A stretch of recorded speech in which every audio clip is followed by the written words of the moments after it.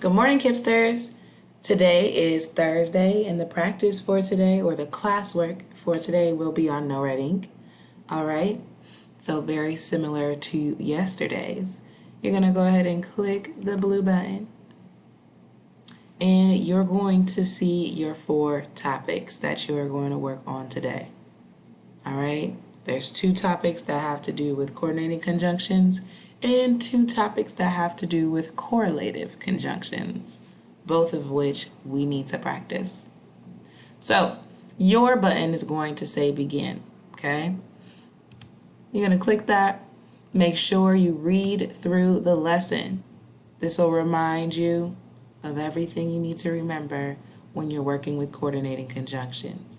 It'll also give you a reminder of all the coordinating conjunctions before you get started on the practice, okay? Make sure you read through and look at all the examples. Click the X to leave that, and then start with the practice. Just like I showed you in the video yesterday, make sure you read the directions and answer each question to your best ability. Let's do one together. It says highlight the coordinating conjunction, fanboys, in the sentence. After the talent show, Shrek's friends were eager to see him, but he was backstage admiring his trophy. If I remember my fanboys, it's for and nor, but, or, yet, so. And but is right here. So I'll click but. And then I got it correct. All right? And that's how your process will go. Make sure that if you get it wrong, you